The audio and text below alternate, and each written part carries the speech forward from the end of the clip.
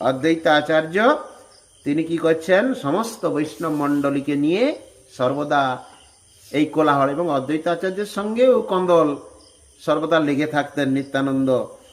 নিত্যানন্দের সঙ্গেই বেশি সমস্যা সৃষ্টি হতো অদ্বৈতাচার্যের, মানে এই কি বলে কৃষ্ণ কোলাহল যেগুলো। নিত্যানন্দ রহিলেন শিবাসের ঘরে, নিরন্তর বাল্যভাব আন নাহি স্ফুরে। আপনি তুলিয়া হাতে ভাত নাহি খায়, পুত্র প্রায় করি অন্ন মালিনী যোগায়। এত অবধূত, এত বড়, তাকে নিজে তিনি অন্ন খেতেন না যতক্ষণ না মালিনী দেবী শিবাস পণ্ডিতের স্ত্রী, তিনি তাকে পুত্রভাবে তাকে খাওয়াতেন। এবে শুন শ্রীবিদ্যা নিধির আগমন, পুণ্ডরিক নাম শ্রীকৃষ্ণের প্রিয়তম। পুণ্ডরিক বিদ্যানিধি, যিনি বাইরে দেখতে কি সাক্ষাৎ গদাধর পণ্ডিত। এই শিক্ষাগুলো আমাদের নিতে হবে। আমরা বারবার শ্রবণ করেছি ভক্তি সিদ্ধান্ত সরস্বতী গোস্বামী প্রভুপাদির উপাখ্যান, যে কান দিয়ে সাধু দেখতে বলেছি, আমরা শুধু চোখ দিয়ে দেখতে চাই। এই চোখটা তো বড়, সব সময় দেখছেন না, বসে আছি, চোখটা কোথায় কি হচ্ছে কি না হচ্ছে, মানে আবর্জনাময় জিনিসটা আমি গ্রহণ করতে চাই, কারণ চিন্ময় জিনিসটাকে আমরা প্রকাশ করতে চাই না। আর চিন্ময়তা যতক্ষণ না আসছে, আমি চিন্ময়ের সেবা করব, চিন্ময়ের ধ্যান করব, আর নিজের জাড্য বুদ্ধি, জড় বুদ্ধি, হ্যাঁ, জড় ভাবাপন্ন হয়ে এগুলো আলোচনা করা যায় না বা যায় না। তাই বলছেন পুণ্ডরিক বিদ্যানিধি, তিনি বাইরে বিলাসময় জীবন যাপন করতেন।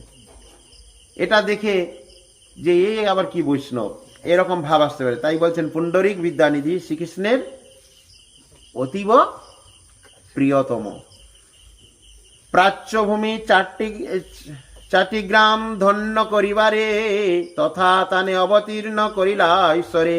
মানে বাংলাদেশের চট্টগ্রাম যেখানে, সেখানে পুণ্ডরিক বিদ্যানিধির জন্মস্থান, অর্থাৎ ভগবানের গৌরাঙ্গের ভক্ত যেখানে সেখানে আবির্ভূত করেছেন। কেন? যে সেই জায়গাটাকে পবিত্র করার জন্য, সেই জায়গাটাকে উদ্ধার করার জন্য। বৈষ্ণবগণ যে সর্বদা বিভিন্ন জায়গায়, কিছুদিন আগে এক মহারাজ বলছিলেন যে মহাপ্রভু বড় কৃপালু, এ বিশ্বের এমন কোনো স্থান নেই যেখানে মহাপ্রভুর ভক্ত নেই।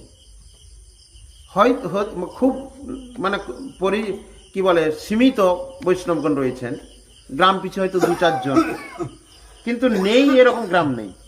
আছে কি? আপনি খুঁজে দেখুন। বর্তমান গৌড়ীয় ভক্ত বৈষ্ণবগণ, শুদ্ধ নিয়মনিষ্ঠাবান বৈষ্ণবগণ প্রতি গ্রামে 1-2 জন 3 জন হলেও আছে। তাহলে মহাপ্রভু ভক্তরা খুব ছড়িয়ে ছিটিয়ে আছে, মানে জগৎ প্লাবন করতেছেন, তারা উদ্ধার করতেছেন। তাই মহাপ্রভুর কৃপায় বিভিন্ন জায়গায় পার্শ্বদবর্গের আবির্ভাব। নবদ্বীপ করিলেন ঈশ্বর প্রকাশ, বিদ্যানিধি না দেখিয়া ছাড়ে ঘন শ্বাস।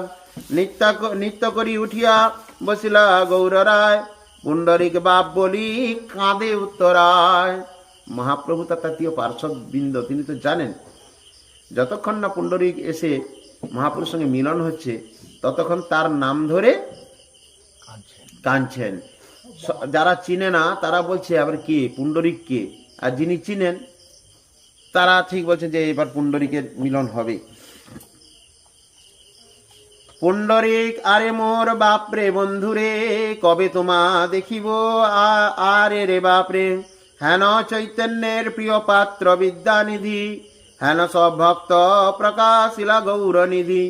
প্রভু যে ক্রন্দন করে তার নাম লইয়া, ভক্ত সব কেহ কিছু না বুঝেন ইহা। সবে বলে পুণ্ডরিক বলেন কৃষ্ণেরে, বিদ্যানিধি নাম শুনি সবেই বিচারে। মানে যে সমস্ত ভক্ত এই পুণ্ডরিককে চিনে না, তারা বলছে হয়তো মহাপ্রভু পুণ্ডরিক নাম নিচ্ছে, তাহলে কৃষ্ণের আরেক নাম পুণ্ডরিক, তাহলে কৃষ্ণের নাম নিচ্ছে, কিন্তু আবার বিদ্যানিধি কেন বলছে? তাহলে বিদ্যানিধি কি? এইভাবে নিজেদের মধ্যে আলাপচারিতা করছেন। কোন প্রিয় ভক্ত ইহা সবে বুঝিলেন, বাহ্য হইলে প্রভু স্থানে সবাই বলিলেন। কোন ভক্ত লাগি প্রভু করহ ক্রন্দন, সত্য আমা সভা প্রতি করহ কথন। আমা সবার ভাগ্য হোক তানে জানি, তার জন্ম কর্ম কোথা কহ কভু শুনি। প্রভু বলে তোমরা সকলে ভাগ্যবান, শুনিতে হইল ইচ্ছা তাহার আখ্যান। মহাপ্রভুর কাছে যখন জিজ্ঞাসা করছেন, হে প্রভু, আপনি পুণ্ডরিক বিদ্যানিধি নামক কোনো ভক্তের কথা বলছেন, কিন্তু তার সঙ্গে আমাদের মিলন করা তিনি কোথায়, আমরাও ধন্য হই তাকে দর্শন করে। তখন মহাপ্রভু বলছেন যে তোমাদের এই যে ইচ্ছা, তোমরা যে জানতে চাইছো, এটা খুব প্রশংসনীয়। প্রভু বলে তোমরা সকলে ভাগ্যবান, শুনিতে ইচ্ছা তোহার আখ্যা, তার যে আখ্যান তোমরা জানতে চাইছো। পরম অদ্ভুত তার সকল চরিত্র, তার নাম শ্রবণেও সংসার পবিত্র। তারা এখানে একটা কথা বললেন যে বৈষ্ণবের গুণকীর্তন করলে সংসার থেকে ত্রাণ পাওয়া যায় এবং সংসারের পবিত্রতাও হয়। নিতাই গৌর প্রেমানন্দে।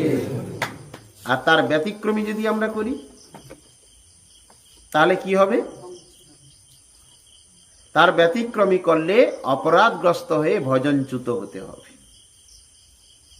একটা যেমন শুভ দিক, আর একটা কঠিন অশুভ।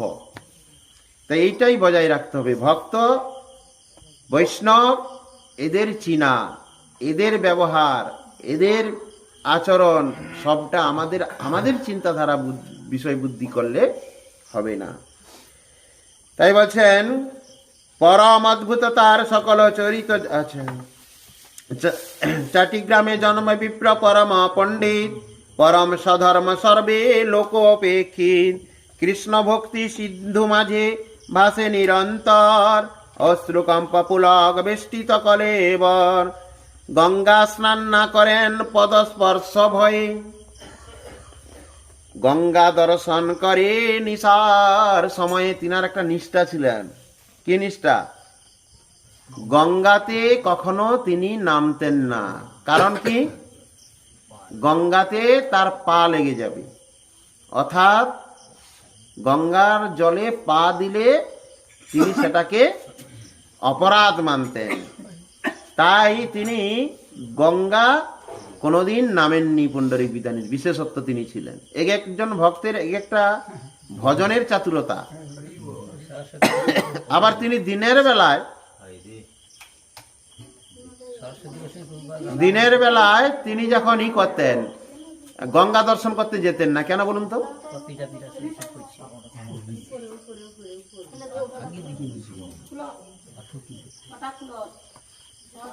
হরে কৃষ্ণ, এদিকে ধ্যান দিন। তিনি গঙ্গাতে দর্শন করতে কখন যেতেন? নিশাকালে, নিশীথকালে, মানে রাত্রি 12টার সময়। কেন? যে সময় গঙ্গার ধারে কাছে কেউ থাকতেন না। তিনি নিজে তো গঙ্গায় নামতেন না, পা দিয়ে জল স্পর্শ করা হবে বলে, কিন্তু দিনের বেলা যদি গঙ্গা দর্শনে যেতেন তাহলে লোক স্নান করবে, সেটা তিনি দর্শন করবেন। তো মনে মনে তিনার অসন্তোষ বিধান হবে। তাই তিনি সেটা চোখে দর্শন করবে না বলে তিনি দিনের বেলায় গঙ্গা দর্শনে যেতেন না। তাই বলছেন গঙ্গায় যেসব লোক করে অনাচার, কুল্লোল দন্ত ধাবন কে সংস্কার। অনেকে গঙ্গায় যে সমস্ত অনাচার করে, কি করে? দন্ত মর্দন আদি, মুখ ধোয়া, কাপড় কাচা। আবার অনেকে আছে গঙ্গার জলে গিয়ে গঙ্গা স্নান করতে বলে সাবান তেলটা নিয়ে এসে একটু ভালো করে মাখিয়ে একটু পালিশ করি শরীরটা। এই দেহটার নিত্য দেহ মনে করছেন সারা জীবন থাকবে। অনিত্য বস্তুর সেখানে গঙ্গার স্নান করতে যায়নি, নিজের দেহের সৌন্দর্যতা প্রকাশ করার জন্য যেমন বাথরুম আদিতে স্নান করে, ঠিক তদ্রূপ সেখানে তৈলমর্দন আদি এগুলো দেখা যাতে না যায়, তাই তিনি দিনের বেলা গঙ্গা দর্শনে যেতেন না। এ সকলে দেখিয়া পায়েন মনে ব্যথা, এতে কেউ দেখেন গঙ্গা নিশায় সর্বথা। কেন তিনি নিশাকালে যেতেন সেই বিষয়ে তিনি এত কথা বললেন। বিচিত্র বিশ্বাস আর এক শুনান, দেবার্চন পূর্বে করে গঙ্গা জলপান। তিনি আরেকটি তার বিশেষত ছিল কি? তিনি যখন ভগবানের অর্চনা আদি করেন তার পূর্বে তিনি গঙ্গা জল পান করে অর্চনাদি করে। বৈষ্ণবগণ করেন না? আচমন কিসে করেন? কিসে করে? গঙ্গা জলে, গঙ্গা জলে আচমন করে তিলক ধারণ করতে হয়। তিলক ধারণ কেন করতে হয়? ঊর্ধ্বপুণ্ড বিনা কর্তুং দ্রষ্টব্যং নৈব তত্তাবৎ শ্মশান সদৃশং ভবেৎ। শাস্ত্র কি বলছেন? শ্রদ্ধা পিতৃতর্পণম ঊর্ধ্বপুণ্ড বিনা কৃত্যম। আপনি বেদ অধ্যয়ন করুন, পিতৃ কর্তব্য আদি পালন করুন, যাই করুন না কেন আপনাকে ঊর্ধ্বপুণ্ড অবশ্যই করতে হবে। আবার শাস্ত্রে বলেছেন ঊর্ধ্বপুণ্ড বিনা কৃত্যম। কোনো ব্যক্তির যদি কপালে ঊর্ধ্বপুণ্ড না থাকে তাকে কি বলে? শ্মশান সদৃশং ভাবে। আমি বলছি না, অনেকে মনে করবেন কে পাঠক আসছে রে বাবা, বলে গেল কি আমাদের কপালে তিলক নেই বলে আমার কি শ্মশান। শাস্ত্র বলছি ঊর্ধ্বপুণ্ড বিনা কৃতং দ্রষ্টব্যং নৈব তত্তাবৎ। ততক্ষণ ওই কপালে দর্শন করা যায় না, ওটাকে কি ভাবতে হবে? শ্মশান সদৃশং ভবেৎ। তাহলে বৈষ্ণবগণ যে তিলক ধারণ করে শুধু কি ঊর্ধ্বপুণ্ড করে? দ্বাদশ অঙ্গে তিলক করেন। দ্বাদশ অঙ্গে তিলক করে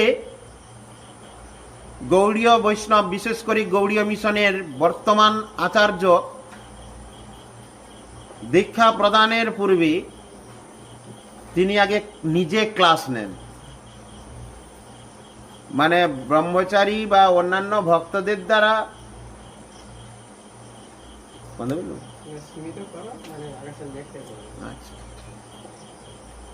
ক্লাস নেওয়ার পরও গুরুদেব নিজেই বলেন দুটো জিনিসের উপরে খুব গুরুত্ব দেন। একটি হচ্ছে গুরুবন্দনা, আর দ্বিতীয় নম্বর হচ্ছে কি জয় বন্দনা এবং তিলক ধারণ মন্ত্র। কেন তিলক ধারণ মন্ত্র কেন করতে হয়? দ্বাদশ অঙ্গে তিলক ধারণ কেন করতে হয়? আমাদের এই দেহটাকে ভগবানের সেবার বা নাম করার জন্য যোগ্য করতে গেলে আমাদের দেহের 12টা মন্দির নির্মাণ করতে হয়। 12টা মন্দির মানে 12টা দ্বাদশ তিলক। দ্বাদশ তিলকে দ্বাদশ বিষ্ণুর যে দ্বাদশটা নাম রয়েছে, 12 মাসের দ্বাদশ নাম, তো সেই নামেই তো আবার 12টা মাসও রয়েছে। তাহলে সেই দ্বাদশ নামে দ্বাদশ মন্দিরে দ্বাদশ ভগবান বিষ্ণুকে কি করতে হয়? আহ্বান করে বসাতে হয়। নিতাই গৌর প্রেমানন্দে। দ্বাদশ অঙ্গের তিলক করে দ্বাদশ বিষ্ণু আমার শরীরে বাস করছেন। দ্বাদশ বিষ্ণুর বাস হলে তবে ভগবানের সেবা করা যায়। আর একটি গৌড়ীয় সিদ্ধান্ত আমাদের গৌড়ীয় মিশনের যে সমস্ত মায়েরা রয়েছেন, অনেকে বর্তমান গুলিয়ে ফেলে, কিন্তু গৌড়ীয় মিশনের যে সমস্ত ভক্ত মায়েরা রয়েছেন তারা কিন্তু কপালের মাঝখানে কোনো সিঁদুরের টিপ কিংবা কি বলে সিঁদুরের টিপ কিংবা সিঁদুর নেয় না। কেন বলুন তো? এর তাত্ত্বিকতা কি? এর কারণ কি কে বলতে পারবেন? মায়েরা বলতে পারবেন? অনেকে আছেন গৌড়ীয় মঠের ভক্ত আছেন, গৌড়ীয় মিশনের। গৌড়ীয় মিশন বা গৌড়ীয় মঠ যে শিক্ষা প্রদান করছেন, তিলকের মাঝখানে কোনো কিছু চন্দন ফোঁটা কিংবা সিঁদুর কিংবা সিঙ্গারের টিক আদি নেওয়া যায় না। কেন?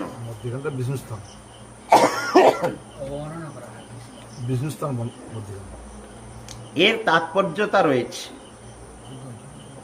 প্রথমে বুঝতে হবে যে এই যে চন্দন, বিশেষ করে চন্দন দেওয়া হলে দুপাশে দেওয়া হয়, আবার বিষ্ণু হোম যজ্ঞ আদি হলে মাঝখানেই দেওয়া হয়, হয় কি না? বিষ্ণু হোম যজ্ঞ হলে মাঝখানে দেওয়া হয়, কিন্তু চন্দন আদি দুপাশে দেওয়া হয়, মাঝখানে দেওয়া নেই। কেন? এটা শাস্ত্রে বিধান রয়েছে পদ্ম পুরাণে, বামে চ ব্রহ্মা দক্ষিণে তু সদা শিবঃ বিষ্ণু বিজানিয়াত মধ্যং তস্মাৎ মধ্যং ন লেপয়েত। পদ্ম পুরাণে পরিষ্কার, হরিভক্তি বিলাসেও আছে যে আমাদের এই যে ললাট বা কপাল, কপালের বাম পাশে থাকছেন ব্রহ্মা, দক্ষিণে সদা শিবঃ, এখানে শিব বসবাস করেন, এখানে ব্রহ্মা বসবাস করেন, বিষ্ণু বিজানিয়াত, অবশ্য বিজানিয়াত, অবশ্যই জানবে, অবশ্যই মানে একবারে বিজানিয়াত বলছেন, মধ্যং ন লেপয়েত, ওর জন্য মাঝখানে এই যে মন্দিরটি হয়েছে, এই মন্দিরের মাঝখানে বিষ্ণুর বাস, তাই মধ্যখানে কিছু দেওয়া যাবে না। নিতাই গৌর প্রেমানন্দে। মায়েরা সিঁদুর এখানে নিতে পারবেন, সিঁথিতে থাকবে, কিন্তু কপালে কোনো কিছু সিঙ্গার আদি করা যাবে না, এটা গৌড়ীয় সিদ্ধান্ত। আবার এই যে তিলকের এই যে জায়গাটা, যেটাকে অনেকে তুলসী পত্র, বটপত্র আদি ইত্যাদি বলে, এগুলো কিছু নয়, এটা হচ্ছে অনেক জায়গায় অনেক দুটো ব্যাখ্যা আছে। একটা হচ্ছে ভগবান বিষ্ণুর পাদপদ্ম বলে ব্যাখ্যায়িত হয়েছেন, আবার কোথাও কোথাও আখ্যায়িত হয়েছে যে গুরুপাদ পদ্ম, এখানে গুরুদেবের বিরাজমান, কিন্তু বেশিরভাগই স্থানে ভগবান বিষ্ণুর পাদপদ্ম। তাই এই জিনিসগুলোকে খুব জানতে হবে। আমরা যদি তত্ত্ব না জানি, না শিখি, তাহলে সাধন ভজন, আমরা অনেক দিনের ভক্ত, আমরা অনেক সেবা করি, কিন্তু সেবার প্রাধান্যতা, সেবার শিক্ষা, সেই পর্যালোচনা, কিভাবে ভগবানের সুখবিধান, আমার সেবাটা ভগবান খুশি করা, সেই বিষয়গুলো যদি আমরা উপলব্ধি না করি, তাহলে আমাদের বৃথা। যাই হোক, সময় অনেক হয়ে গেল, আর অনেকে অনেক দূর থেকে এসছেন, ফিরতে হবে। তো আমাদের 15 দিনে একবার মাত্র বসি, তো সেটা ভক্তগণ বৈষ্ণবগণ একটু চিন্তা ভাবনা করুন, কারণ গুরুদেবের ইচ্ছা খুব দেরি হয়ে যাচ্ছে।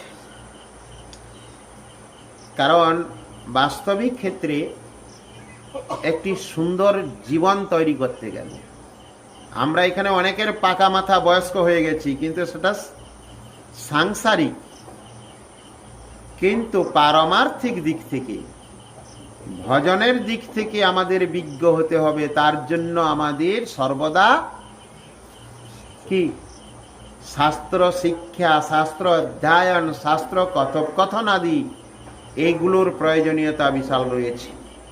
অতএব যতই আমরা শ্রবণ কীর্তন করব, শ্রবণ কীর্তন ছাড়া এই শরীর তৈরি করতে কেউ পারবে না। কারণ আমাদের হৃদয়ের যত গ্লানি রয়েছে, যত কুসংস্কার আদি রয়েছে, যত রকম ধারণা রয়েছে, আমরা তো একটা ধারণা, নারায়ণময়ং ধীরা পশ্যন্তি পরমার্থিনা জগৎ ধনময় লুব্ধা কামুকা কামিনীময় জগৎ। আমরা আমাদের যেমন রঙিন চশমা পরেছি, সেই চশমা দিয়ে সবাইকে ভাবছি, যার যেমন ভাব সে সেই ভাব প্রবৃত্তি দিয়ে সবাইকে দেখি।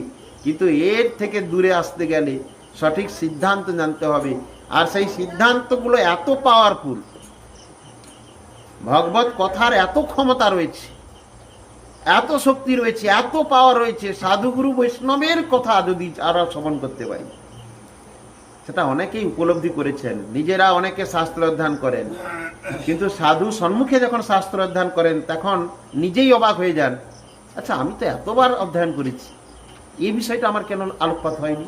হয় কিনা বকুলবাবু, হয় কিনা? যে অনেকবার, যত চৈতন্য ভাগবত আপনি 15 বার পড়ুন, 16 বারে পড়তে যান, আবার নতুন শিখবেন। সাধু যেমন কৃপা অত সহজে পাওয়া যায় না, শাস্ত্রের কৃপাও অত সহজে পাওয়া যায় না। বাড়িতে অনেক শাস্ত্র রেখেছেন, অনেক অধ্যয়ন করছেন, কিন্তু যতক্ষণ না শাস্ত্রের কৃপা লাভ হবে, যখন আপনাকে উপযুক্ত না মনে ভাববে শাস্ত্র, তিনিও কল্পতরু, তিনিও সবাইকে সব জিনিস দিয়ে দেয় না। নিতাই গৌর প্রেমানন্দে। আমরা পরে আবার সব সময় হলে আমরা শ্রবণ করবো। ওং যদক্ষরং পরিভ্রষ্টং মাত্রহীনং চ যদ ভবেৎ পূর্ণং ভবতু তৎসর্বং তৎপ্রসাদ জনার্দন বঞ্ছা কল্পতরুভশ্চ কৃপা সিন্ধুভা এব চ পতিতানাং পাবনেভ্যো বৈষ্ণবেভ্যো নমো নমঃ। শ্যাম কিছু কীর্তন করবে?